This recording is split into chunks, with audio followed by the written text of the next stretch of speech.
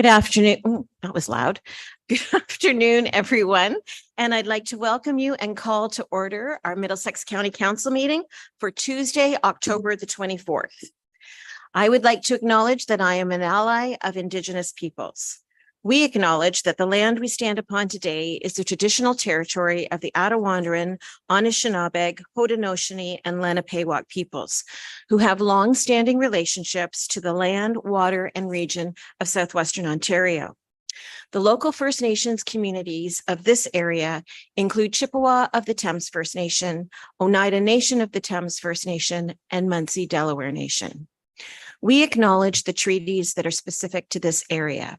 Treaty 2, the McKee Purchase, Treaty 3, Between the Lakes Purchase, Treaty 6, London Township Purchase, Treaty 21, Longwoods Purchase, and Treaty 29, Huron Tract Purchase.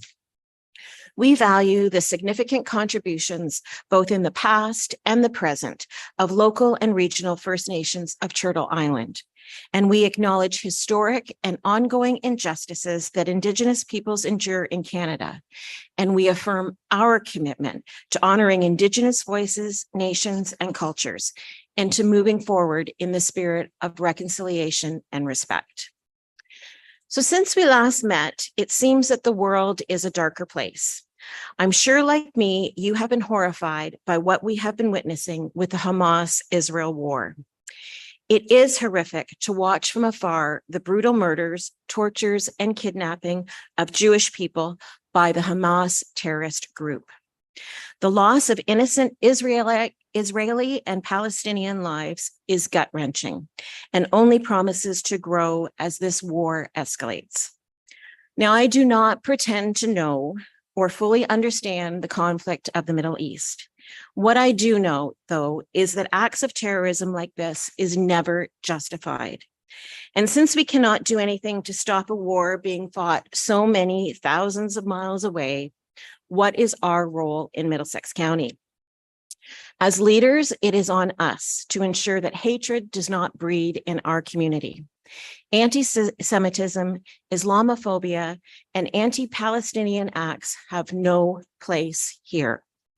We have a responsibility to ensure that our residents are able to live peacefully and without fear in our communities. We do not need to go very far to see the consequences of what happens when hatred is left to breed. As I have always told my children, we are responsible for one square on this earth, and we have to ensure that we leave it better than when it was given to us. We start that by calling out hate. We must ensure that our municipalities show compassion and understanding to those hurting in the Jewish, Israeli, Palestinian, and the wider Muslim communities. And while I personally condemn terrorism and hate, right now, my heart weeps for all the innocent victims and lives lost. And my resolve is only strengthened to ensure that I have a place in ending hate. And I hope you join me with that in Middlesex County. Is there any provision of disclosure of pecuniary interest? Seeing none. You've had the agenda in front of you for a bit, and I would ask for a mover and a seconder to approve that agenda as presented. Councillor Smybert and Councillor Clark. All in favor? And that's carried. Thank you. We have the minutes in front of us from the meeting of October 10th, and I know that that would have taken you a long time to go through and digest all the business of the day that we took on October the 10th, but I would ask if there's nothing to be changed or amended, then I would ask for a mover and a seconder to approve those minutes as presented. Councillor Mayhew and Councillor DeVete. All in favor? And those are carried. On to new business. We have a few action items, and I think most of them are with our county engineer. So Chris, I will turn it over to you for the first one for the request for tender. Thank you, Madam Warden. And my special thanks here to Josh White, our procurement officer, who helped along these next three reports. So as per the recommendation in the 5-year equipment replacement guide, county staff tendered the replacement of 2 tandem snow plows.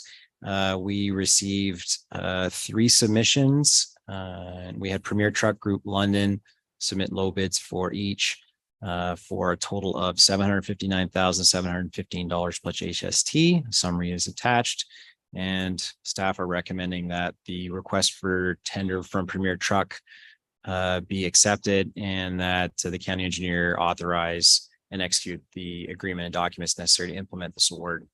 On confirmation, such agreements and other documents be in a form satisfactory to the county solicitor. I'd be happy to answer any questions. Okay, thank you very much for that, Chris. Any questions on the report in front of you? Okay, then you've got a recommended motion in front of you, and I would ask for a mover and a seconder for that, please. Councillor Smybert and Councillor Grantham. All in favor? And that's carried. Okay, did you want to continue on, Chris? Excuse me. Thank you, Madam Warden. Another tender, request for tender for a pickup truck.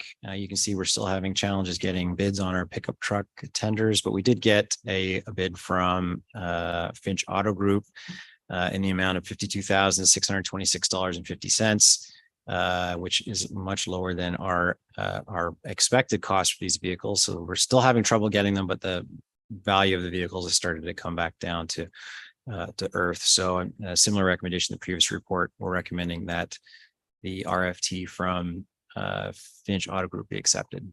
Be happy to answer any questions. Okay, thank you. Questions on this one? Then I would ask for a mover and a seconder for the motion in front of you. Councillor Ropp and Councillor McGuire. All in favor? That's carried. Okay, Chris. Last report is for a four-wheel drive half-ton pickup truck, a little bit more room in the marketplace for this. And I apologize, just realizing, looking at the report today, that the summary is not attached. We can get that for you if you're interested. But needless to say, we had a low tender at $59,635 from Harbury Ford Sales Limited for this vehicle, and we're recommending that RFT be accepted. Thank you. Comments, questions on this one? Then a mover and a seconder for the motion in front of you. Councillor Grantham and Councillor Brennan. All in favor? That's carried. Moving on, you've got a report actually from me with the help of the Legislative Services Department. And it is a calendar of the events that I've been involved in from June until September, at the end of September. And I'm happy to answer any questions or take any comments on what's in front of you. Seeing none, then I would ask for a mover and a seconder to accept that report for information. Councillor DeVitt and the seconder, Councillor McMillan. All in favor? Carried. On to 5.8.5, the strategic framework for future enhancements to the wraparound support services model and continuum of housing alternatives. Cindy, I'll turn it over to you to take us through this report. Sure, and thanks through the warden. The county has been moving forward with a number of housing and homeless initiatives and reports, such as the housing attainability study. We also had our housing and homelessness prevention report that went a number of years ago. The report comes before council because we're really looking at the next stage of where we need to move forward. So we're looking at leveraging our existing programs and responding to our community needs. As you can see in the report, we talk about Strathroy Caradoc, and we talk about currently, I would say it's our biggest center where we have a number of initiatives that we're working on around homelessness. It has our largest Ontario Works caseload, and it also has the greatest number of community supports around our most vulnerable population. So the wraparound accommodation program, which I've been in front of council a number of times since we got the money from social service relief funding, I want to say it's been a success from day one. The current program, as you know, operates at the Countryside Motel, which is actually in Adelaide Metcalfe, and we have a wonderful working relationship. We also been working with Canadian Mental Health, who's been doing a great job in providing a number of wraparound services. In that program, we also work with Ontario Works, we work with Employment Services, and we also work with our community paramedics. So the program has served over 100 individuals and families so far, and has also assisted in reducing that strain on our local hospital as we work with our community paramedics. So at this time, we're actually asking council to approve working closer with Strathroy Caradoc on looking at, I guess, that next evolution of what a wraparound support services could look like. And I'm just reaching out for approval of that today. Okay, thank you very much for that, Cindy. Is there questions or comments on what's in front of you? Councillor Grantham. Thank you, Warden. More of a comment as Mayor of Strathroy Caradoc. Cindy referenced the attainable housing report. That was really the genesis of the request that we made to work with the county. I have said before, it's one of the best reports out there on housing, and I've published that on social media. So our thoughts were the county's showing leadership. There's fantastic work out there already. So Strathroy Caradoc, let's partner with the county. Let's find what's possible. And that's all we're asking today is let's see what's possible. Okay, thank you for that. Any other comments or questions from council? Okay, then seeing none, you've got the motion in front of you, and I would ask for a mover and a seconder for that, please. Councillor Grantham and Councillor Mayhew. All in favor? And that's carried. Any inquiries? Any notice of motion? Any councillor comments or other business? Okay, then I would ask, now we can, I guess, go into the committee of the whole. So I would ask for a mover and a seconder to move us into the committee of the whole at 12 minutes after 1. Councillor Clark and Councillor Smybert, all in favor? And that's carried. Thank you very much.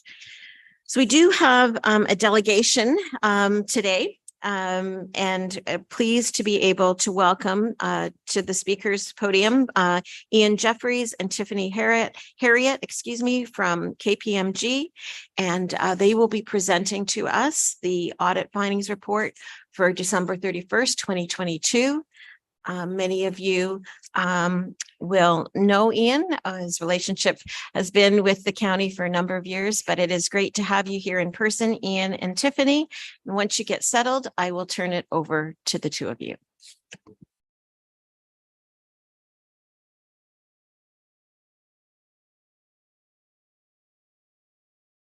Wonderful. Thank you very much, Madam Warden. That's a very kind way not to call me old, which I get every day with my daughters. So thank you for the dispensing with that. It's our pleasure to be here today, and we're going to walk you through our audit findings report, which is on the screen and which I know has been circulated to all of you in advance. Please interrupt with questions if you have them as we proceed. If you'd rather save them till the end, that's fine as well.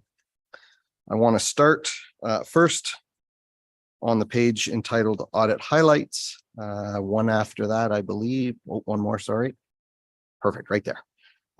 These things will all be touched on in some detail in our report, but this is a pretty quick snapshot of where we'll take you in the next 10 or 15 minutes. So our audit is complete, subject to 3 outstanding things. We did not find anything to report in respect of going concern. We will touch on the audit risks and results that were included in our audit planning document. We have no matters to report with respect to uncorrected audit misstatements or corrected audit misstatements. No control deficiencies or significant unusual transactions. And the accounting policies and procedures are what we would expect them to be for an organization like the county. So if we move to the following slide, the status of the audit, there are 3 things that have yet to be done. And these are the 3 things that we would expect to have outstanding. Speaking with the group of you today, we'll get the signed representation letter from management upon approval of the financial statements by council. We'll have our discussion with the group of you and then obtain evidence that council has approved the financial statements. I expect that to happen today, and we'll be able to issue our financial statements tomorrow. But if anything comes up in the completion of these 3 items, we will inform you, Madam Warden, and carry on in due course in resolving whatever those matters are. So at this point, I'd like to introduce you to Tiffany. She is the manager who's worked with me and Cindy and Iwa on this job. And actually, before I do that, I would like to thank Cindy and Iwa. We're here a little later than we would like to be presenting financial statements for December of 2022. And that is entirely upon us. That has got nothing to do with Cindy and Iwa. We had the odd staffing issue, as some of you are very familiar with. And so we're here, but I would like to thank them for their time and their commitment and helping us get through audit work. It's much appreciated. And you as a council should know that they do a very, very good job at what they do. So with that, I will turn it over to Tiffany and she can lead you through some of the remaining slides. Thanks, Ian. So if we start with just the next slide, we'll go through some significant risks and results from the audit. So we do have a presumed fraud risk from management override of controls, and this is a risk that is not rebuttable. And so our audit methodology does incorporate required procedures in order to address this risk. We performed the procedures that we are required to, and there were no significant issues identified as a result of those procedures. If we just go to the next slide, well, the next couple of slides, I suppose, speak to some other findings and results for the revenue process, the purchases process, and the tangible capital assets process. For these three processes, we have performed the procedures that were outlined in our audit planning report earlier this year, and again, did not find any issues as a result of this testing. If we could just go to slide 10, with regards to the employee future benefits process. So this one, each year, there is an estimate required to be made with regards to the post-employment health, dental, and life insurance plan. And these calculations require the use of an expert to assist in making certain estimates and certain judgments related to things such as the discount rate, inflation rate, et cetera. This year, the liability was based on a valuation from 2019 that was extrapolated to 2022. And you will see there was a bit of an increase in the liability this year from 3 million to 3.3 million. The assumptions and methods that were used in this determination have been are reasonable in the context of the accounting standards. And again, we've performed the procedures that were indicated in our audit planning report from earlier this year and did not find any issues with this estimate. If we just go to the next slide there, as Ian mentioned, we do not have any control deficiencies as a result of this audit. So these are just some required communications and definitions related to control deficiencies. Going to the next slide, this just speaks to audit quality, and audit quality is really at the heart of everything we do, and it allows us to complete a proper audit each year. And so just going to the next slide there, new this year, we've included some audit quality indicators, which just help to demonstrate how we've implemented quality throughout the course of this audit. And so that includes having a team that is experienced, being able to work with Iwa and Cindy to get the required information that we need on a timely basis so that we can perform our work, and also implementing new technologies, including transitioning to a new audit platform this year. The following slides are, there's a series of appendices, and we're not going to go through all of them in detail, but if anyone does have questions with regards to any of those appendices, just let us know and we'd be happy to answer those, or any questions with regards to the report in general. Okay, thank you for that. Questions or comments from council?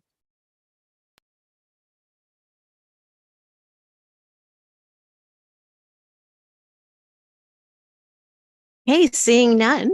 Thank you very much for your time today. I'm going to say, Ian, thank you very much for making the sharing the comments about Cindy and her team. I think we all know how fortunate we are to have the team that we do, but it is it enforces hearing from an outside party looking in, and I think really only reinforces the confidence that we do have in Cindy and her team. So thank you very much for taking the time to share that with us. One last call. Any questions or comments? Okay, seeing none, then I would ask for a mover and a seconder for the motion that's in front of you. Councillor Clark and Councillor Smybert. All in favor? And that's carried. Thank you very much.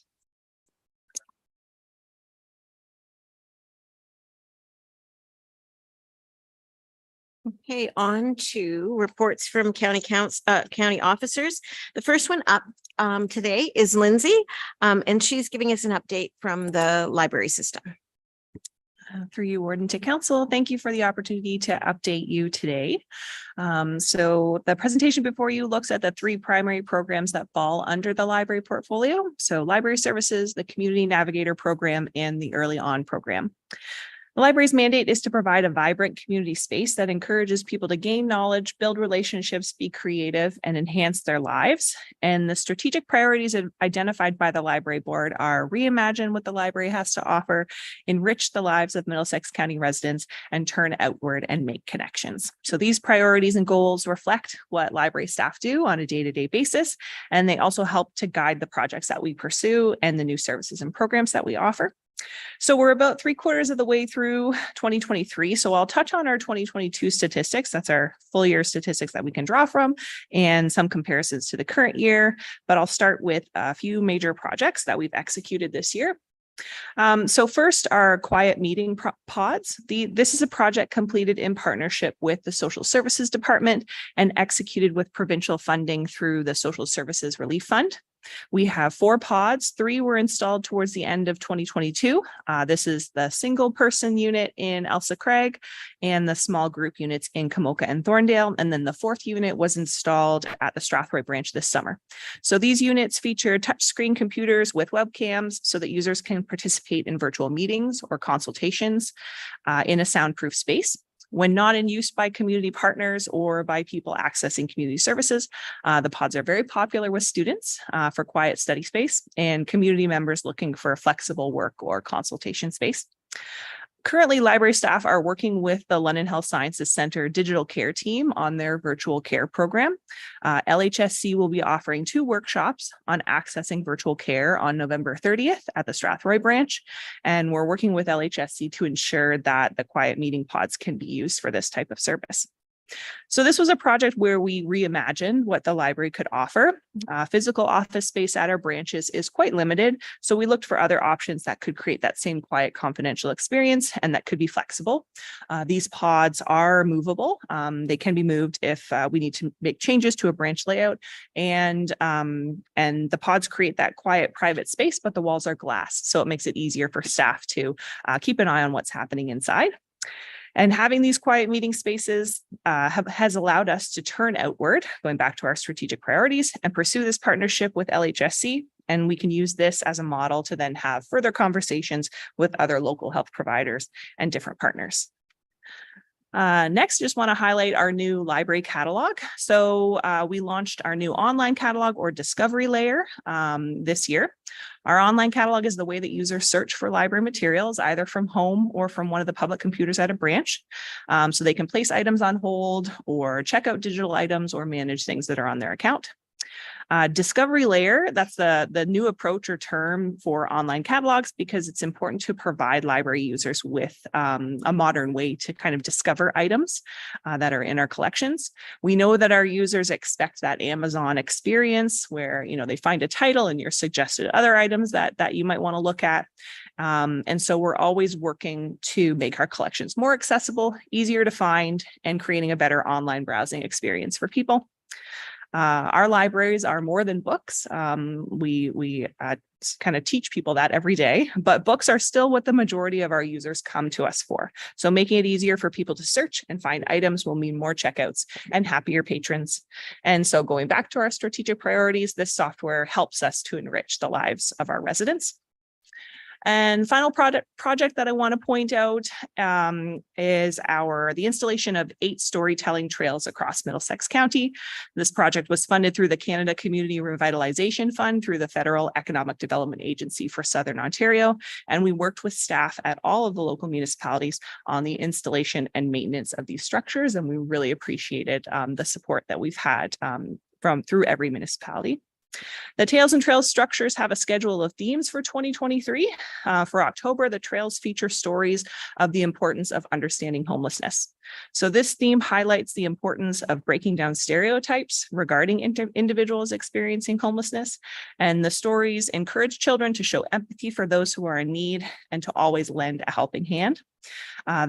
Within the trail, there's also a list of things that children, families, or individuals could do to help those in need, and links to some local organizations doing this work.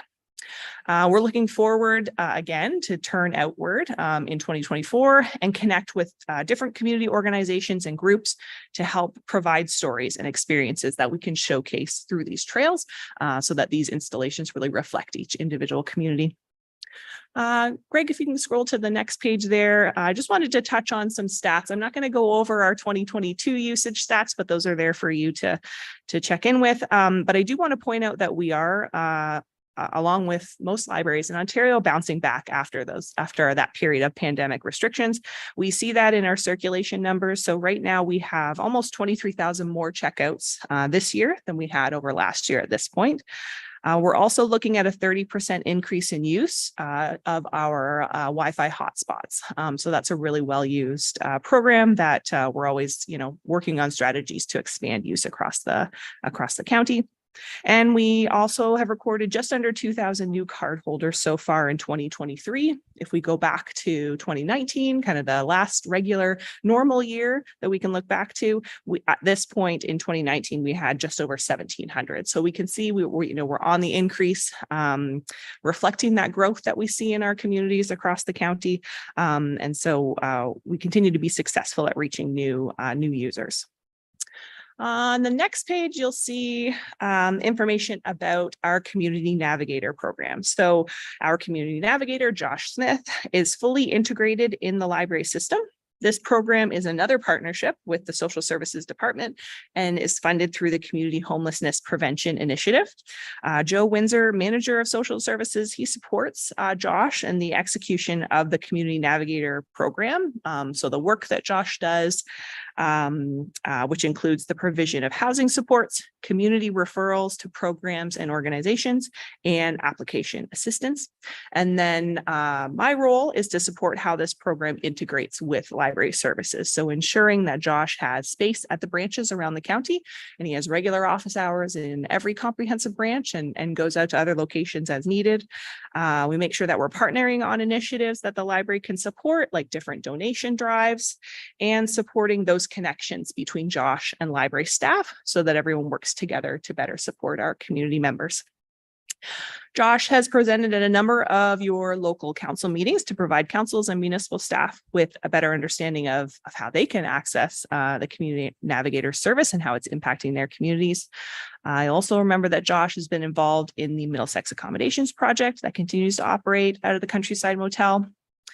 Josh's role has changed so that he's not scheduled on site right now, but he's still available to help with one-off supports like social housing applications, birth certificate applications, and housing search assistance. And Josh is also the current chair of the Middlesex Homeless Action Committee, which works to provide accurate public education on the homelessness situation in Middlesex County and to advocate for housing programs. And finally, we have the early on program. So next page there. The library assumed direct management of this program in 2019. We run early on programming out of 9 library locations across the county, and they're listed there. And we also offer pop-up programs at other locations where need exists and when our resources allow. If you can scroll to the next page.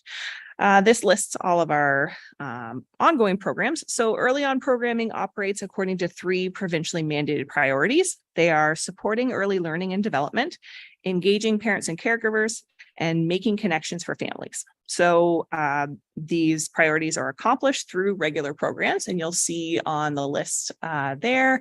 So we have our baby time, play and learn, open spaces, which is our outdoor program. We run that in different conservation areas and in some of our outdoor spaces at library branches. We have special programs like our Ready, Set, Learn, which is JK Kindergarten Readiness Program, and then as well our special Saturday pop-ups or programming there. That second priority, so engaging parents and caregivers, we accomplish this through targeted training and development opportunities for caregivers. So we have staff that are trained in certain programs. Infant massage is an example. Another program, Make the Connection. This is a parenting program created by psychologists to improve parent-child relationships during the first 3 years of life. And then another program, Bounce Back and Thrive. This is a resiliency skills training program for parents designed to increase capacity to provide a caring relationship and role model resilience. And then finally, our staff act as community connectors. So they connect caregivers with information, resources, and other community agencies. The last few pages of this presentation are obviously beautiful photos of our programs in action. And then those QR codes, you can use your phone to access a link to some videos that our summer student took of what our programming looks like. And then finally, the very last page of the presentation is where you can find out more information on Early On. So there's a section of the library website at library.middlesex.ca dedicated to Early On information. So that includes monthly calendar, newsletter, social media, and phone numbers and email addresses to connect with staff. So that is a snapshot of what Middlesex County Library offers in your communities and some of what our 2023 projects look like. And I'm happy to answer any questions. Okay, thank you very much for that, Lindsay. I think it's safe to say that libraries are not just books anymore. My goodness, that was a great overview. Questions or comments on what Lindsay has presented to us this afternoon? Councillor Robb. Thank you. Through the warden to Lindsay. It's just a comment that it's good to see not just the youth, but the people using the libraries again. And to your point, you're right. It isn't just to take out books. As a matter of fact, it seems that they're there for a lot of other services more than the books, but just congratulations. That it's good to see the people back in the libraries. Thanks for those comments, Brian. Any other questions or comments for Lindsay at this time? Councillor Smybert. Just wondering, the consistency of program uptake in each of the libraries. Are you seeing similarities across the county? Are you finding certain areas they kind of navigate to one program over another? And how do you evaluate that when determining when to offer those programs again? Absolutely.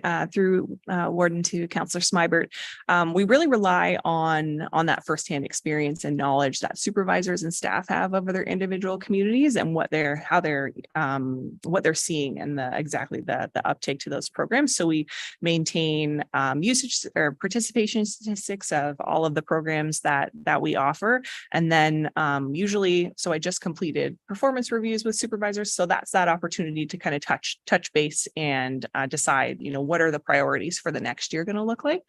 In 2022, we also did a programming survey so that we could hear directly from the community. And we, in particularly, we used that info to guide what our summer reading club programs looked like in the summer. And that was very successful. So we do have a couple points of, points that we can pull from for that information. Great. Thank you. You're doing awesome work there. Thank you. Okay, any other comments? Okay, seeing none, thanks again, Lindsay. And I would ask for a mover and a seconder to receive that report for information. Councillor Mayhew and Councillor McGuire, all in favor? Carried. Okay, up next, we've got an update on the Middlesex Workforce Development Partnership, and Kara's going to take the lead on this, but I would also like to welcome Devin Vandenborn, who is the Youth Workforce Education Coordinator, and he's joining us today as well. Kara, over to you. Thank you very much, Warden. Through you to council, I did want to take this opportunity to provide you with a bit of an update on some of the activities that have been taking place under the auspices of the Middlesex Workforce Development Partnership, which we chair, and Cindy and I have co-chaired for some years and been very heavily involved with, but also to provide that formal introduction to Devin, who's been doing some great work with us, and allow him to share some of that with you today. So if we could, go to the next slide. Just a reminder of why we do what we do within the Middlesex Workforce Development Partnership. Obviously, supporting the economic development strategic objectives included within our plan. Two of those specifically deal with investing in people and places via rural revitalization, and also the enticement of talented workers and entrepreneurs to relocate here by leveraging the pace of rural life and nearby urban amenities. So those are always in the back of our minds in terms of the programs and the initiatives that we support. But within that, of course, we also do this because our economic development strategy really supports the overarching strategic plan of the county.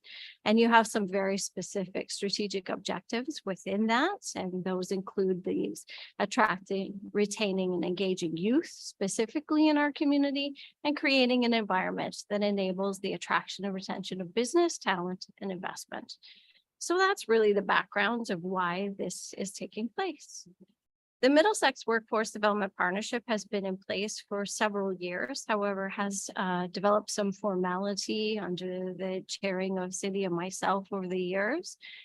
Current partners include those that you see here. So both the Thames Valley and the London District Catholic School Boards, certainly the county, the Community Futures Organization, OMAFRA has a seat at the table, the Employment Sector Council, the City of London, Fanshawe College, and the Workforce Development Board, and our partners at Community Employment Choices. So these groups work on behalf of their organizations and come together monthly to meet and discuss initiatives.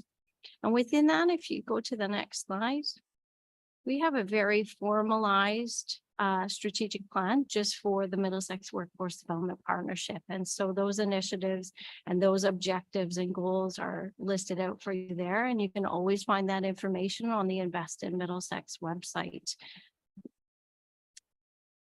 So a little bit of background of what we've been up to for the last little bit. The partnership has partnered with the province of Ontario to establish the Work in Middlesex brand and website. So I believe you're all familiar with that, but workinmiddlesex.ca has been in place for a few years now. We've also worked with them to successfully complete a very comprehensive post-pandemic marketing campaign about that brand. This last year, we hosted International Women's Day. We highlighted opportunities in the trade, and you may remember seeing the video put together with the warden and our host at that time.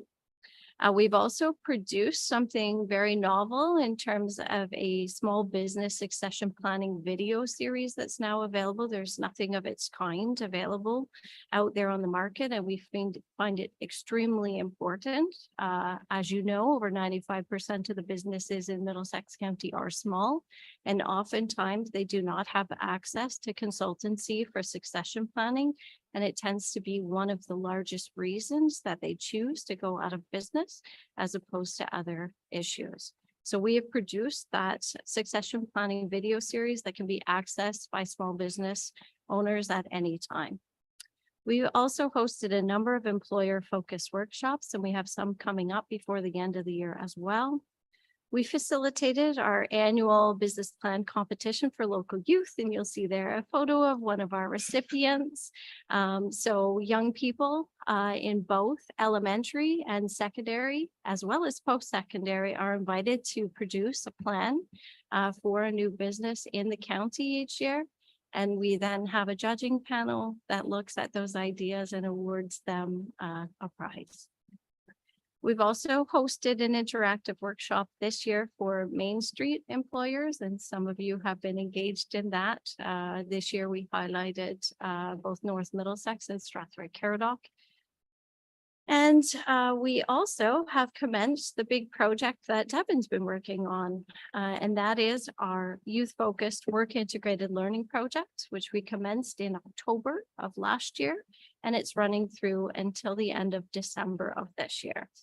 And so I've invited Devin to speak to you today to talk about some of the highlights of the work that he's been doing and also share with you some of the great media that's come out of it.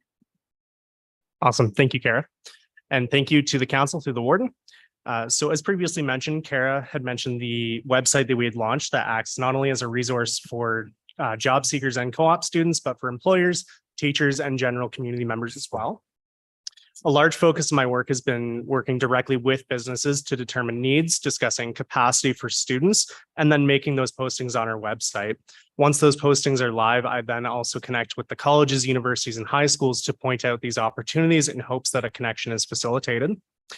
Just in the last month alone, we've attended 3 career fairs, and across all 3 events, we had roughly 800 visitors to the booths, which was great for the brand recognition.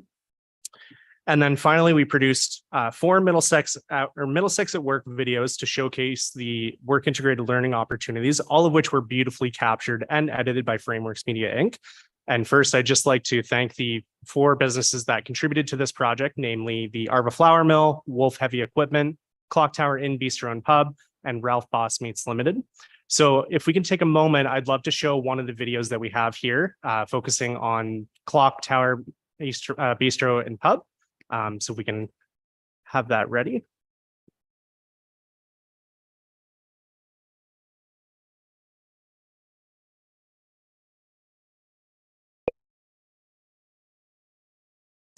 The rural heritage combined with ever-growing industry development make Middlesex County the perfect place to start and build a fulfilling career.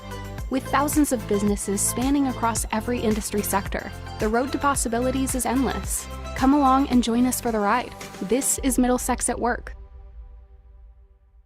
From golf courses and spas, to restaurants and inns, to attractions and events, Middlesex County offers many prosperous cooperative education options within the tourism sector. I'm Mark Graham. I'm the executive chef owner of the Clock Tower Inn and Bistro, located at 71 Frank Street in Strathroy, Ontario. Work integrated learning for the students, it really gives them a feel for the field they want to be in. Some of the benefits for me in the cooperative education program is I get interested students. They want to be in the culinary field.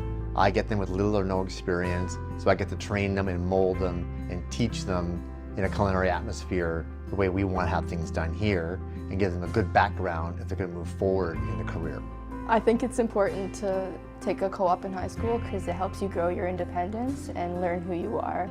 I wasn't sure what my expectations were, what it was going to be like, where I was going to be working, if I was going to be working on the hotline or just simple prepping food. But now that I'm here, I definitely know that it's a great place to work and I'm learning a lot and that I love working here. The vast array of opportunities encourages students to discover local, hands-on experiences that will nurture interests and cultivate skills far beyond the classroom. My name is Leah. I have finished high school co-op and I am now an apprentice at Clock Tower Bistro Inn. Benefits that I found taking a co-op in high school was I'm not just rushed into the real world. I was able to take my first steps into it without being like, all right, let's get out of the bird's nest. I know how to communicate better. I know how to budget my money. I'm not just scrambling to learn all these things on a whim. And it was a really nice first slow step for me to grow. The combined efforts of the academic curriculum and work-integrated learning bolster the future of our communities, our workforce, and our labor market. I think it's very important to invest in our youth labor workforce because there is such a shortage in employees right now. And if we can keep them engaged and interested and show them that this can be a really fulfilling career path, we can maybe get more people that want to join in this field. Middlesex County's small towns and rural hideaways offer wonderful local culture and cuisine that enable youth to dive right into the tourism, hospitality, and culinary professions. Home to some of the finest chefs around, students have the chance to gain invaluable knowledge, enhance abilities, and acquire an exceptional understanding of the food service industry. Taste buds deserve to relish a variety of flavors. And this comes as no exception while engaged in learning within a full-service dining environment, with a diverse variety of dining experiences, including cafes, family restaurants, and fine dining. Within every corner, there is something for everyone. The friendly and hospitable people in each of our communities are ready and waiting to help create a rewarding experience for our youth. Doing co-op in high school helped me confirm that I wanted to do culinary, and I'm an apprentice now here. I know I can succeed and grow more from working here, and it will definitely bring me to better things in life. This just really helped me get out of my bubble, grow, be more confident. It really helped put me on the track of, okay, this is what I want and this is how I need the steps that I need to take to get there.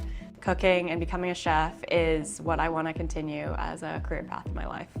For more information on local employment, volunteer, and cooperative education opportunities, or for further information on Middlesex at Work, please visit workinmiddlesex.ca.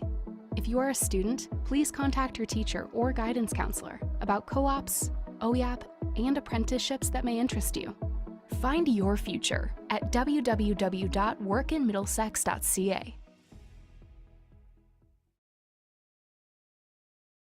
So thank you. And I encourage everybody to check out the other 3 remaining videos on our website under the media library. There's some fantastic storytelling in there.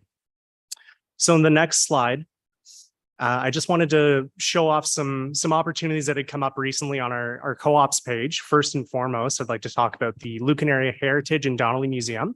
They're currently looking for a museum assistant to not only help with their archival research and cataloging, but also to help out with museum operations and engaging with the public, as well as the Middlesex Banner is looking for a local reporter to report on local interest stories such as sports, agriculture, and arts. Both very uniquely local opportunities that I'm hoping to see filled in the near future. And then in the next slide, I'll just be talking about some of the wrap-up materials that we have for the remaining timeline on this project. So first and foremost, with regards to the marketing campaign, we have 3 different ways that we're looking at this. First and foremost, there's a print campaign that will be launching relatively soon. And we are doing this mainly because we are in 2023, even though we'd expect everybody to be online at this point, we can't always guarantee that. So the next best step is to apply a grassroots approach and go right to the community centers, the arenas, the grocery stores, any common place where citizens gather. Naturally, also, we do a lot of relational marketing. So continuing to connect with businesses, educational leaders, and others. And then finally, for the marketing campaign, we also will continue to have an online presence in LinkedIn, on LinkedIn and Facebook. We'll also be producing 4 more Middlesex at Work videos in the coming weeks, focusing on post-secondary opportunities, mainly with Fanshawe and Western, which we're really looking forward to getting started. And then finally, we have been approved for partner funding for 2024. And leading into that, there will be continued focus on apprenticeships and reducing barriers to youth employment, as well as continued support for marketing promotions for the partnership, and overall developing a system to match local employers with youth.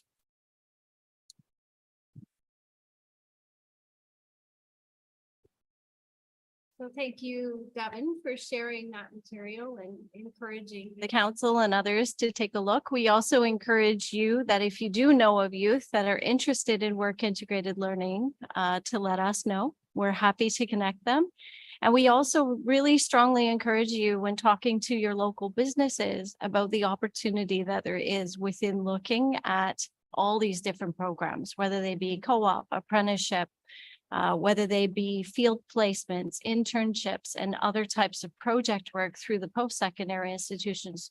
There's a real opportunity here to tap into young people who are really looking for different ways to explore their pathway.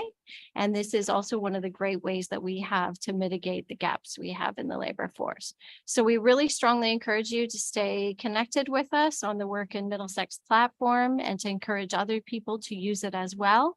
Of course, you know my information, but Devin's information is there as well. Okay, thank you very much for that, Kara and Devin. And I will only just enforce what you said, Kara. Certainly, the benefits of having youth involved in these employment programs, not only for themselves personally, but for us as a community, will pay off dividends. And I know quite often we tend to forget to go back when we're asked to go look at something, but I would remind you and reinforce, if you go back and look at those videos that Kara's team has developed, it will really give you a sense of the work that's being done here. So take a few minutes over the next few days and watch them, because I think you'll certainly be impressed. So any questions or comments for either Kara or Devin at this time?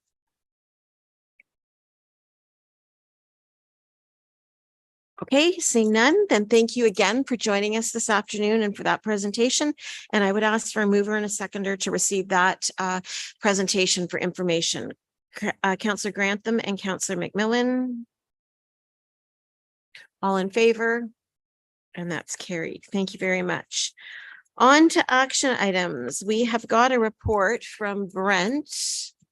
There he is. There it is over in the corner. And this is on some needed Strathroy Lodge roof repairs. Brent. Thank you, Warden, through you to council. So just to remind council, the lodge was rebuilt in 2006. So being 17 plus years old now, the roofing system is showing signs of wear and tear. And in fact, some of the roofing has failed such that there's wet insulation within the roofing system. It would be important to take steps now to remove the wet insulation and replace the associated failed roofing that's giving rise to the wet insulation in order to prevent further insulation damage. And in protecting the insulation now, it allows us for a wider range of options as we now consider the rehabilitation of the entire roofing system prior to it failing. Given the urgency to minimize further insulation damage and the finite period in which to use what's referred to as minor capital equipment funding currently available from the Ministry of Long-Term Care, a bid process was carried out using the expertise and assistance of Garland Canada, as opposed to issuing a request for tenders. Further to the bid process to address the insulation damage, I am recommending to council that the Strathmere Lodge administrator be directed to utilize section 11.1 of the Middlesex County procurement policy to award lodge roof repairs at the recommendation of Garland Canada to Cordero Roofing in the amount of $78,900 before taxes. And I'm recommending that the lodge administrator be authorized to execute on behalf of the county all agreements rather and documents necessary to implement the award on confirmation that such agreements and documents be in the form satisfactory to the county solicitor. Happy to entertain questions. Okay, great. Thank you very much for that, Brent. Are there questions on what's been presented in front of us? Councillor Robb. Thank you, through the warden. Brent, this is a repair, but at the same time, are they going to replace that whole section of roof so we don't have to go back over it again? Through the warden to Councillor Robb. The Garland rep that we've been dealing with has looked at the roof as comprised of 9 sections. So this section in particular is being referred to as section 8. So we're removing the wet insulation, replacing that and repairing all of that roof in section 8. So that section with the wet insulation is I'm going to say it's about a third of section 8 as outlined by the. So, okay, so just to confirm, like it's a permanent repair, it's not just a short-term fix. Through the warden to the councillor, yes, that's replacing section 8 and in future looking at replacing 8 other sections, different Thank you. sections. Yep. Okay, thanks for that. Any other questions or comments? Councillor DeVitt. Thank you. Thank you, Warden, through you to Brent. Thanks for the overview. I'm wondering about the longer term too. I'm not familiar with all of the process in terms of asset management and so forth when it comes to Minister of Long-Term Care. And is there, if this part could fail, that to the point where it was leaking into things, is someone looking at the roof periodically, or is this a surprise? This is one section of many. If you mentioned the, where is it?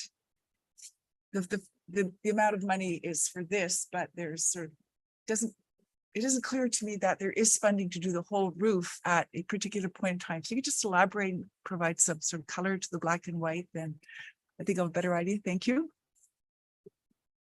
Through the warden to the councillor. So when the lodge was built, the life expectancy of the roof was 20 years. So we're getting close to that 20 years now. So now we're starting to see, we're monitoring the roof on an ongoing basis, but now, of course, we're starting to see the wear and tear. The ministry is making some money available for what's called minor equipment repair. So this roofing repair qualifies for that, but there's no ministry money for a complete replacement of the roof.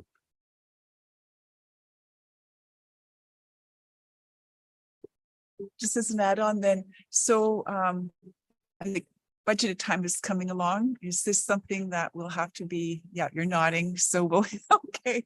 Yes, I'll be patient. currently looking at options to look at the entire roof, and the intention would be to come before the budget committee to discuss. And until then, thank you, Warden. Thank you. Councillor Mayhew. Thank you, Madam Warden. Brent, flat roofs are notoriously high maintenance, as you know. And I found in commercial buildings, UV damage is quite substantial with the change in the elements. Looking at this roof in the photograph, there's no stone on it, pea stone on it, Brent. With what is proposed, is there any granular type of material to address that UV deterioration? And yes, so if I can describe that, sorry, through the warden to the councillor, if I could describe the current roof, it is a torched in place 2-ply modified bitumen roof with mineral surfacing.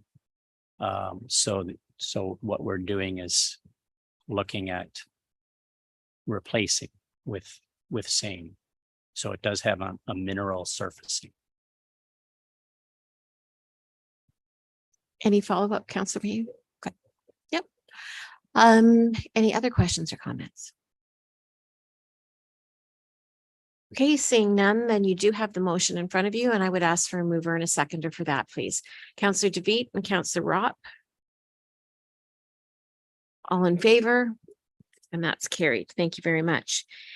Continuing, Brent, Ministry of Long-Term Care proactive compliance inspection.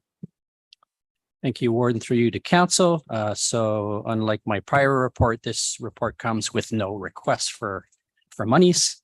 To inform you, last month, the lodge underwent what's referred to as a proactive compliance inspection. And the inspection was conducted by 2 compliance inspectors from the Ministry of Long-Term Care who spent 6 days at the lodge.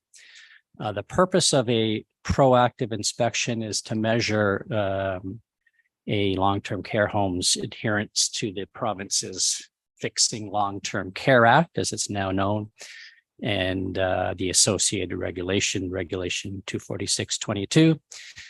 So the inspection process included a review of protocols that are called for in our legislation. So protocols, for example, on skin and wound care, on medication management, infection prevention control, abuse and neglect, falls prevention and management, and pain management, to name a few.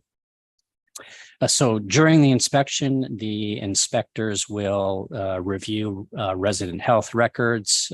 They will, for example, observe the dining experience for residents. They will interview residents and families and staff. And so I'm happy to report to council that the ministry inspectors found no non-compliance to provincial legislation at the lodge, which does represent the optimal survey outcome, if you will. The survey results have been shared with the Lodge's Residents Council and with Lodge staff, who enjoyed a pizza meal in celebration of such. And the survey is, of course, a matter of public record, so it's already posted on the ministry's public reporting website. So I'm recommending to council to accept the Lodge's inspection report for informational purposes, and happy to address any questions. Great. Thank you very much, Brent, and congratulations to you and your team. That is not an easy feat, and you should be extremely proud. And I would say that the pizza party was well deserved by all. So congratulations. Questions or comments? Councillor Rob. Thank you. You usually get away without any question, Brent, so I couldn't let you do that. But again, kudos to you and your staff. But in particular, and I know from the past that we've talked about this, and that is falls prevention and management. I know that that is always a concern, and because also you cannot restrict movement. And I just wondered, you said that was one in the past that has been worked on. I just wondered what yous are doing different, or what yous have done to improve that section of it. Through the warden to the councillor,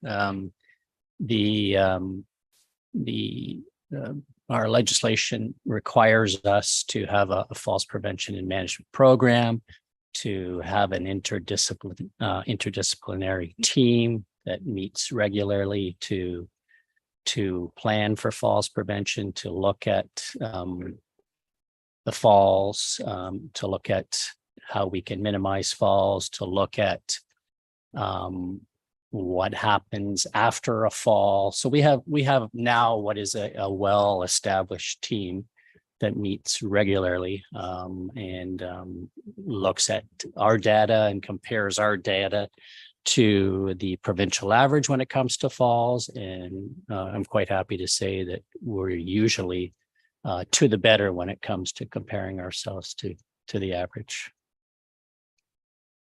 Okay. Any other comments or questions? Okay, then I would ask for a mover and a seconder to receive that report for information, please. Councillor DeVete and Councillor McMillan. All in favor? That's carried. Thank you very much. Okay, Chris, the fall update on speed limits, which I'm sure will garner discussion. As it always does. Thank you, Madam Warden. This is our semi-annual review of speed limits in the county. It's certainly a bit of an onerous process for us to update our speed limit bylaw and update signage. It's also mindful of the fact that not to overwhelm the general public with rapid changes to our speed limits across our region. So staff undertake reviews twice a year to determine whether or not there are warranted changes to some of our speed limits across the county. So there's a few here. I'll go over them just briefly. We've seen some development on Muncie Road north of the Chippewa-Temps First Nation area, and they made a request to extend the 60-kilometer-per-hour speed zone about 3/4 of a kilometer further to the north. If you've been down in that area, they have a new healing center, some new homes, and they have a retirement home there as well. So the development has encroached further north along Muncie Road. So this is an example of development necessitating a reduction of the posted speed limit. So I'm recommending that change. We had a request from a resident for the area south of Glencoe on Dundonald Road. They asked to push the speed limit down to 50 past the hardware store. There's still quite a a distance between the built-up area of Glencoe and a couple of these smaller developments further to the south. We are seeing many development plans in different stages of the planning process. In the town of Glencoe, the speed limit reduction will likely be warranted in the future, but again, there would be a challenge here, in my opinion, to have drivers comply with a artificially reduced speed limit. So it's premature at this point, but we'll continue to review. County Road 16, Ilderton Road. This is going east out of Ilderton from Ilderton to Highway 4. We're just seeing traffic volumes here grow substantially over the last 5 years or so. And we have traffic signals that are imminent to be installed at Wonderland and Ilderton Road to help deal with that traffic. And just with the total volume of traffic, the 90 km/h speed limit is a bit challenging for drivers, considering there's a lot of turning traffic and to speed up and slow down. So we're recommending dropping that to 80 from the limits of Ilderton out to Highway 4. It's a reasonable request, and we're proposing to drop that in the bylaw this fall. Thorndale, we review this from time to time. This is the section of Thorndale Road east of the village of Thorndale.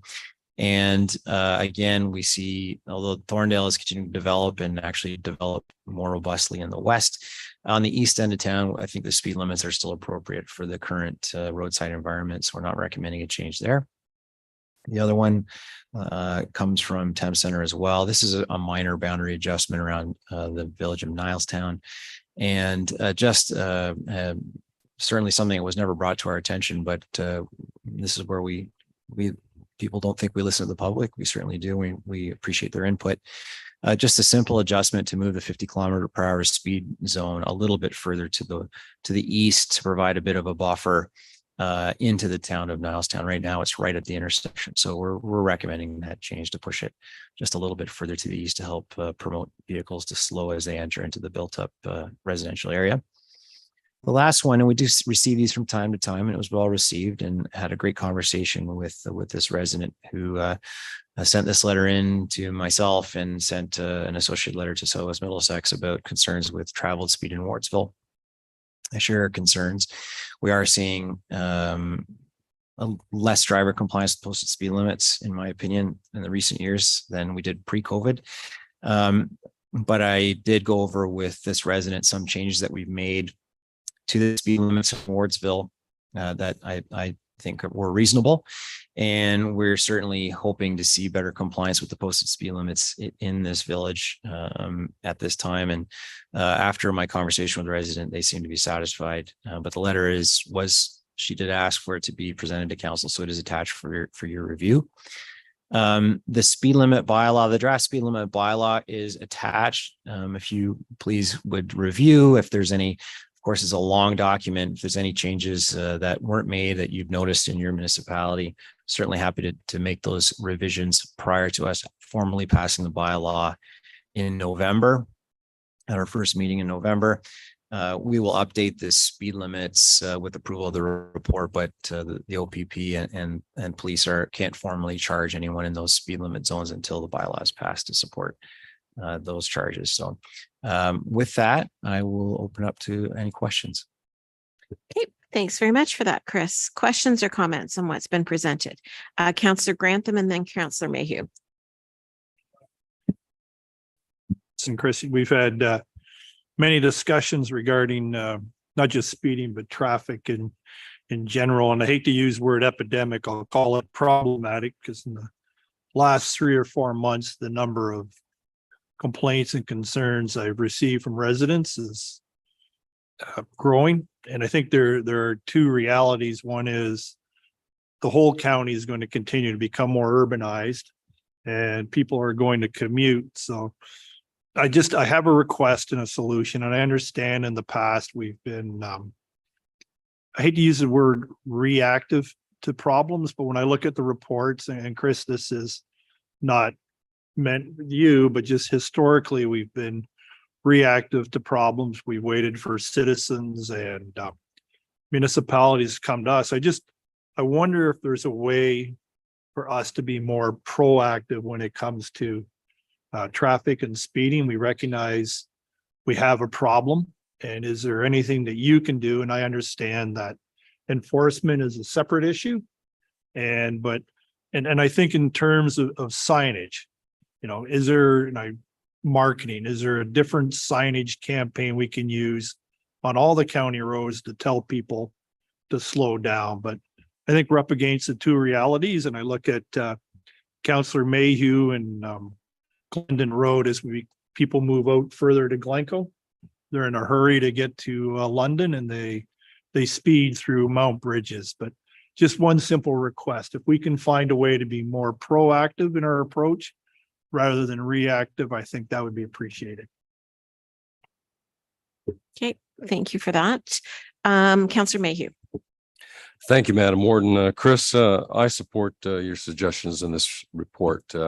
I have no problem with that, but I would like to speak to both those areas that we're in Southwest Middlesex. South of Glencoe will need a reduction in speed at some point in time. We're looking at an additional 200 homes. We're looking at some commercial development in there, and we are looking at heavy truck traffic coming from Dundonald into Industrial Road as a result of the propagation company that is being there. So the residents' concern was legitimate, but as you indicated in your report, it's not here yet, and I certainly appreciate the way you handled that. With respect to Wardsville, Longwoods Road, of course, runs east to west. Wardsville is in a valley. You're coming down a hill into Wardsville, and when you're heading west, you're going up a hill on exiting Wardsville. And it just by the nature of the topography, when people are going downhill and there's not a lot around them, they tend to speed. And when they hit the downtown, they're going. I think you have a problem when you see residents putting their own signs up on their front lawns. And we have all seen this. And so the concern is so great that people are actually making that investment and going to the trouble of moving it every time they cut their grass just to provide a little safety. And they are taking the responsibility to educate traffic as compared to us. Perhaps we should be shouldering some of that responsibility. And as my colleague from Strathroy mentioned, I think on an educational front, I think we have to do something at some time and look at what works and perhaps use a little vision and a little creativity. But traffic is moving extremely fast, and it's only a matter of time that it's going to provide a sad accident. Thank you. Okay, thank you for those comments. Councillor DeVitt, then Councillor Rott. Thank you, Warden, through you to Chris. Thanks for the report. I have a couple of questions. First one was really easy. The lights at Wonderland, and that was 2020, the last budget, right? Okay, thank you. I was just wanting clarity on that. The other part was there are a number of changes that you suggest in terms of what's happening where across the county. How does the communication process work with the OPP? Are they notified of this, or do they just go, oh, I should hang out here because it's changed, or how does that work? Yeah, through the warden, the process is done cooperatively with OPP. We do reach out to them to see if they have any speed limits that they would like to see revised. And then we do communicate with them and with Stratford Caradoc Police Services and City of London, actually, when they're on the boundaries, just let them know that the speed limits in those areas have changed. We circulate them the new maps and the new bylaws, and we actually take the opportunity to circulate them our new emergency contact information numbers as well. So we do keep them in the loop with communications at least twice a year with a package of documents just to let them know things have changed. And finally, the last question was, I don't know if you're aware about the automated speed enforcement program. Are we on the list? Have we thought about that? Is that something we're thinking about? Yeah, through the warden to excuse me, to Councillor DeVitt and to council as a whole. Yeah, the county solicitor and barrister Wayne Mahar and I have been talking on and off about different opportunities we may have for automated speed enforcement, and looking at different options around things like stop sign and stoplight cameras. And we'll report back. There's a number of challenges with those, but I know Wayne and I have been looking at it with some detail. We just haven't had an opportunity to come back with a report, but certainly could bring that back up with him again, and we'll put our heads together and see if there's some more information we can share.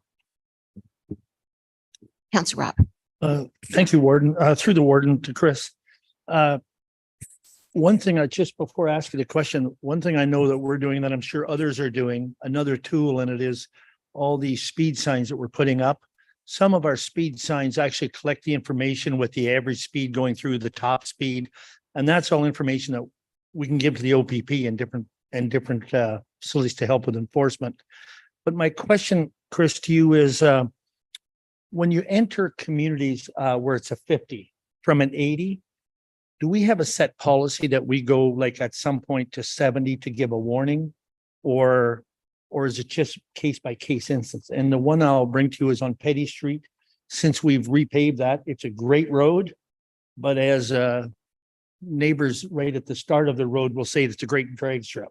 So, but we go from 80 there right to 50 and people are at the 50 almost before they realize it, especially people from out of the area. And I'm just wondering, is there a policy set that we go to a 70 to reduce, to give a warning?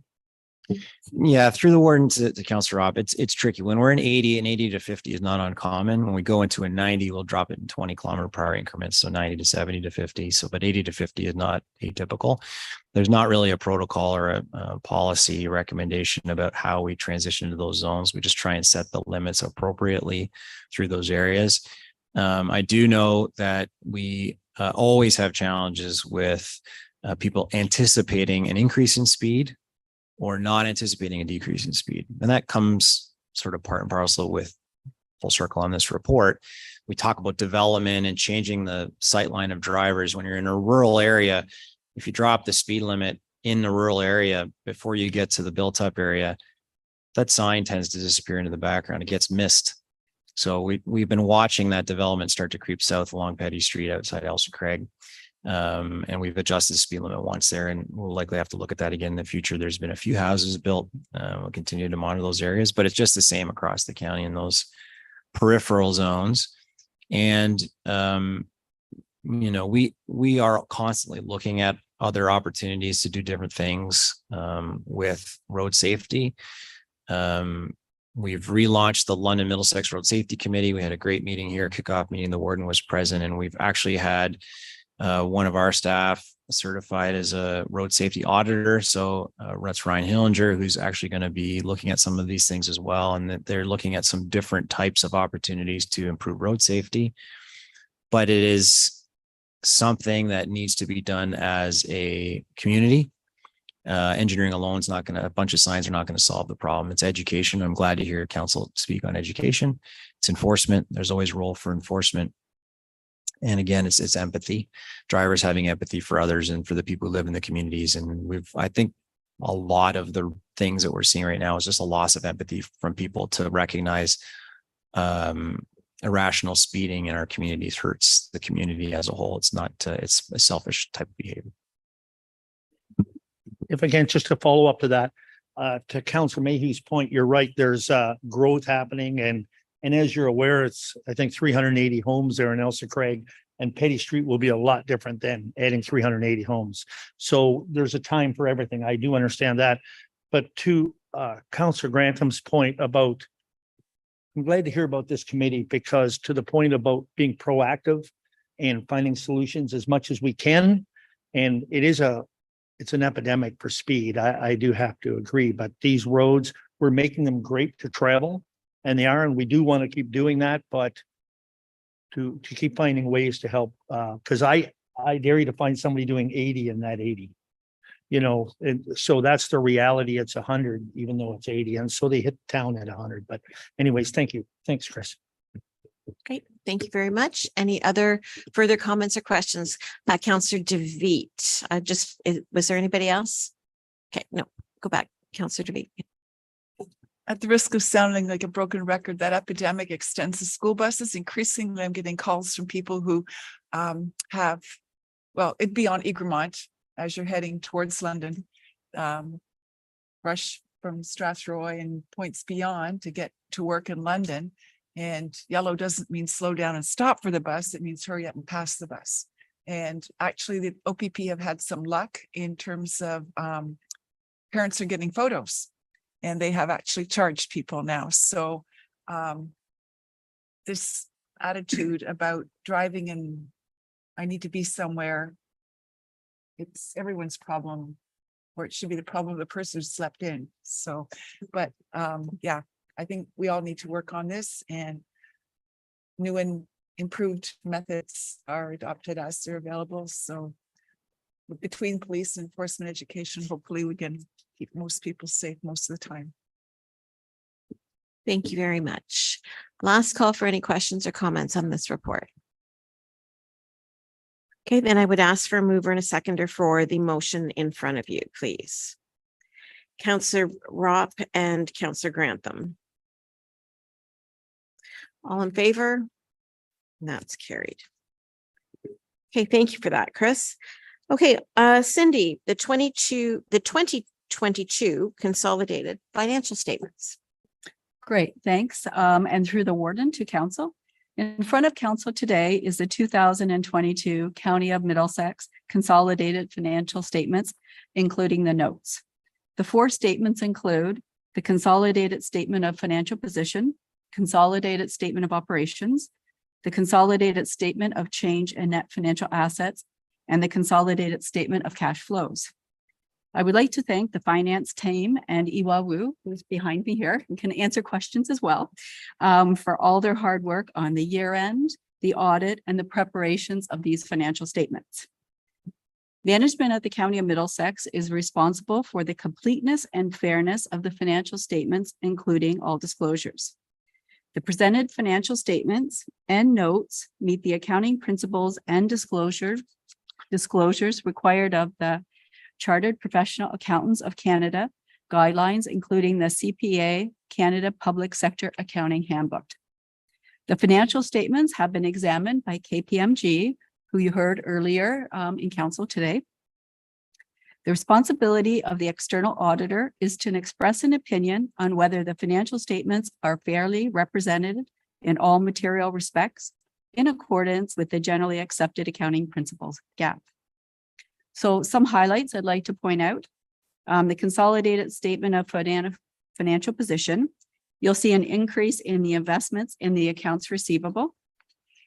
Just so you know, the large increase for the accounts receivable is at year end. We had some money that transfers back and forth between the City of London and the county. So that has to do with land ambulance and also social services, Ontario Works, childcare, and homelessness. So we also had an increase in capital assets. And of course, when you're looking at your financial statements, they really capture everything that you approved in budget and then the operations that happened during the year. So of course, when we see that increase in capital assets, it ties to our machine and equipment, vehicles, our road network and bridges, which Chris talks about in the process of these council meetings, and continued reduction in that term loan because we are getting near the end of that loan. If I turn to the consolidated statement of operations, this is where you see the activity of the county. So if you look at our revenues, you'll see that they're higher in 2021 compared to the budget. And this mostly is for a number of reasons. One is we got the additional COVID-19 revenue, and that was for both our long-term care and of course our land ambulance. We also seen some investments in long-term care from the province. We also had the Canada-wide early learning childcare, QELC, that came through in 2022. You will notice that there was an increase in investment income, and that was because markets were better in 2022, especially compared to the previous years. And on the expenditure side, I'll point out that the actual social housing costs in 2022 were less than what we had budgeted. And I think that's just still dealing with the ramifications of COVID and also not doing all of those business cases as they had talked about previously. So at this point, I'm recommending that council accept the 2022 consolidated financial statements of the Corporation of the County of Middlesex and that they be posted on the county website. And of course, I'd be happy to answer any questions on those. Great. Thank you very much, Cindy. Comments or questions for Cindy on this report that's been presented?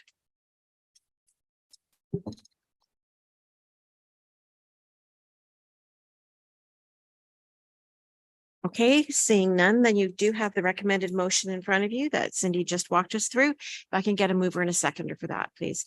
Councillor Smybert and Councillor McGuire. All in favor? And that's carried. Okay, Cindy, the audit, the financial statements for MLPS.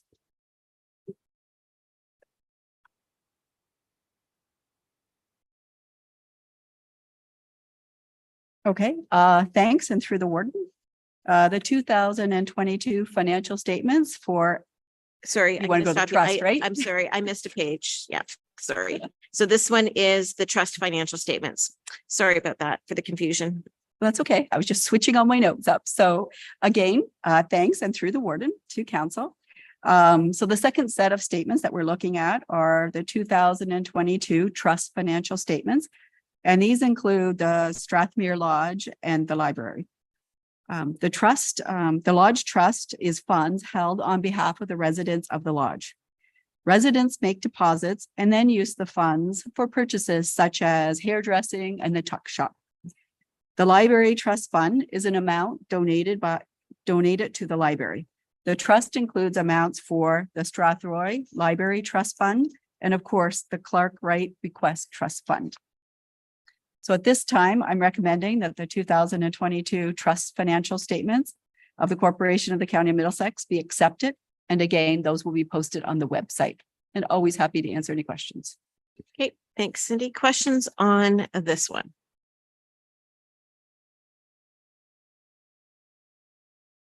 Okay, then I would ask for a mover and a seconder for the motion in front of you, please. Councillor McMillan and Councillor Mayhew. All in favor? And that's carried. Okay, now it's the MLPS ones. Thanks, and through the warden. So the third set of financial statements are for the 2022 financial statements for MLEMS Authority, which consists of the 4 statements and the note.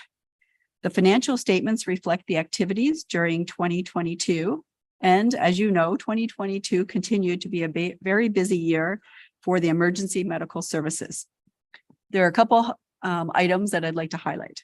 So if you look at the statement of operations, so it shows the actual revenues received from the province of Ontario were greater than the budget. I already mentioned, but we received additional COVID-19 pandemic funding for our land ambulance. Expenditures for some of our pandemic included things, as you know, hiring of additional staff, supply costs, and of course, PPE. Another item that it was a little bit larger than we were expecting was our insurance costs. We've seen this at the county, but you really notice it with the land ambulance. So those costs were higher than what we had seen budgeted. So at this time, I'm recommending that the MLEMS financial statements be approved, and happy to answer any questions. Okay, thanks, Cindy. Questions or comments on this presentation?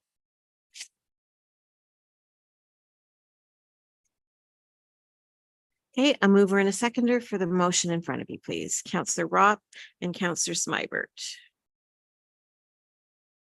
All in favor? And that's carried. Okay, now the 2022 Middlesex County Library financial statements. Thanks, and through the warden. I will point out that the financial statements for Consolidated and for MLPML, Middlesex London Paramedic Authority, did not include that note for COVID. We no longer have to show that anymore. So if you're looking at your previous year and you're looking at the notes and comparing it to this year, you'll no longer see those notes. So I think that's a move forward. So the last set of financial statements that we have in front of us are for the library board. And it was great actually that Lindsay kind of went through the activity of what was happening in 2022, because that was kind of my comments when I looked at the financial statements. It really showed that the library was back to, I would say, almost normal of offering those programs and services. And you see that by the expenditures that are there. So if you look at note 3, you will see a surplus in there of about 199,000. But if we looked at previous years when we were in the middle of COVID, you would have seen that surplus a lot greater. And that's because there had to be changes in the library system versus this year, as we've seen some of those stats and some of those usage stats, things were moving forward. People were coming back into the library, programs and services were being offered again. So that was really great to see. So at this time, I'm recommending that the financial statements be approved and the surplus as outlined be approved as outlined in the report. Thanks, and happy to answer any questions. Thank you, Cindy. Questions or comment on this report? Councillor Rock. Thank you through the word to Cindy.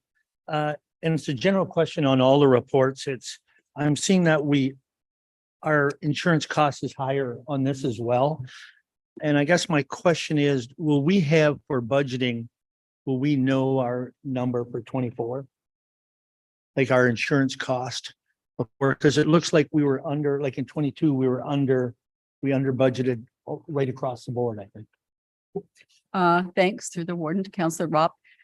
We will know only a partial of the year because that's what our contract is for. It comes up in the middle of the year. However, saying that, we do reach out to our provider and ask questions in regards to where do they think the insurance costs are going. We also look at some of our neighboring communities, and maybe they already had their invoices, we want to say it like that, already approved. So we kind of look at that. So we have conversations with their insurance. We also go out there and talk to neighboring communities and see where they're heading. So that gives us a little bit of knowledge, but really until we're negotiating that, we're not really going to see the increase. And that's what we kind of noticed what happened last year and some of the previous years as well. Okay, yeah, just to follow up again, and happened to us with some huge increases in our insurance of over 20% sometimes, and it's catching. So that was just a note to it for budgeting for this year. Thank you. Thank you for those comments. Any other questions or comments for Cindy on the? Okay, then I would ask for a mover and a seconder for the motion as it's outlined in front of you, please. Councillor Grantham and Councillor Clark. All in favor? And that's carried. Okay, Cindy. Thanks to the warden to council. So this is always a little bit more of a fun report when I can actually say that there is a surplus. So this report outlines a surplus for the County of Middlesex and the library for 2022 year. The county had a gross surplus of over $2.5 million. This surplus was a result of a number of things. So for instance, the county first of all, the county continued to deal with the operating impacts of COVID-19, especially in a couple of our areas, which again would be land ambulance and our long-term care home. And we also were able to receive additional funding from the province to deal with those increases. The county was also able to use some of that one-time COVID funding that we received from the province, and this offset COVID-related costs in the rest of our county operations. And of course, that included things like lost revenue and PPE. On the expenditure side, again, kind of direct related to the impacts of the COVID, because it kind of lingers a little bit. It kind of ended, but we were still feeling the impacts. And where I say that is in stuff like travel and conferences and conventions. Some of them went back to being in person, but there still was a lot that were being offered on a hybrid. So the other place where we've seen changes was we received additional interest revenue. Again, that was because of more favorable interest rates in 2022. We had some additional supplementary tax revenue, and we reconcile that at the end of the year. So we don't really see that until after the year end. We also had some actual expenditures for, I talked about this already, about the social housing, which were lower than budgeted. And then, of course, we also had that investment in the province in our long-term care, where we've seen additional funding come forward and where we were able to hire some additional staff. As part of the 2023 budget process, very consistent with what we did the previous year, the Budget Committee and Council recommended and approved the use of $170,000 of the library surplus to be used towards the library and the county budgets. We use some of the winter maintenance surplus to be applied against the county budget, and the funds used from tax rate stabilization reserve, which really helped to reduce that tax rate and put it around the little bit more than the 8%. Why that's important, because council really wanted to recognize both the ongoing impact of the COVID-19 had on the community and all the other pressures such as inflation. So we did the best that we could when we were putting together the 2023 budget around where we were with surpluses, and council and budget committee had a look at that and was able to apply some of that. So we weren't making the tax rate larger than what we needed to be. So kudos to doing that, because I think that's very important work that we do here at the county. The tax rate stabilization is used to mitigate future budget impacts. So after the transfer, the balance in the tax rate stabilization will be over $9 million. So at this point, I'm recommending that the year-end surplus from the 2022, as outlined in the report, be transferred to the tax rate stabilization reserve, which is consistent with what we've done in previous years here at the county. Thanks, and happy to answer any questions. Great. Thank you very much, Cindy. Questions or comments on this?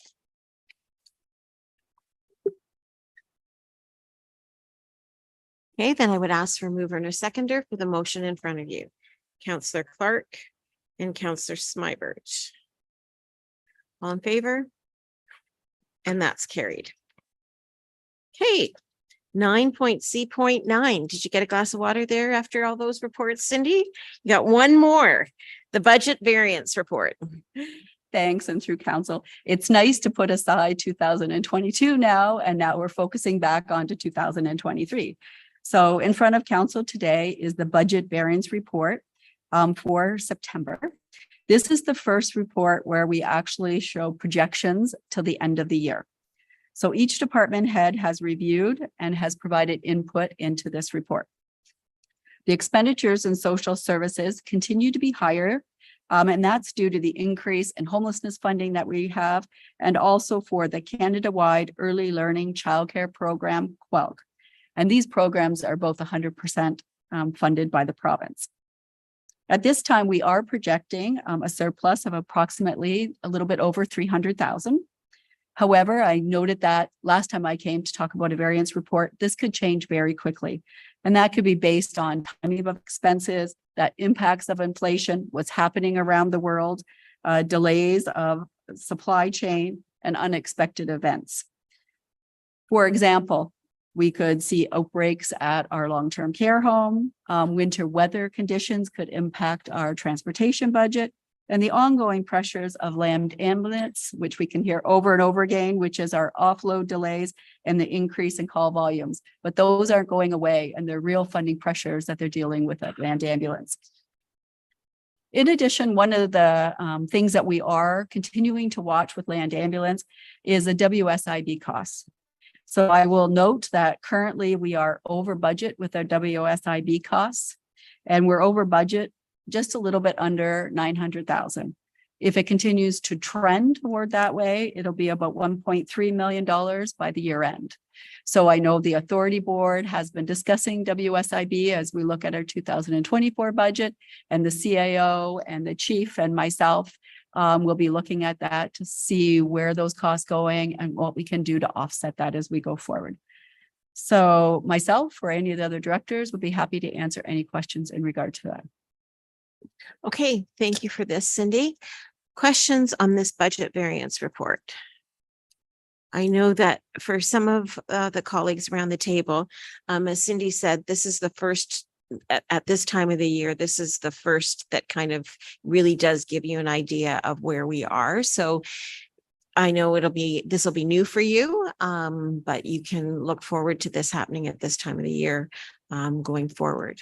You might be better prepared in the future for questions, but are there any questions or comments on what's been presented? Okay, then I would ask for a mover and a seconder for the recommended motion in front of you, please. Councillor Mayhew and Councillor McGuire. All in favor? That's carried. Thank you very much.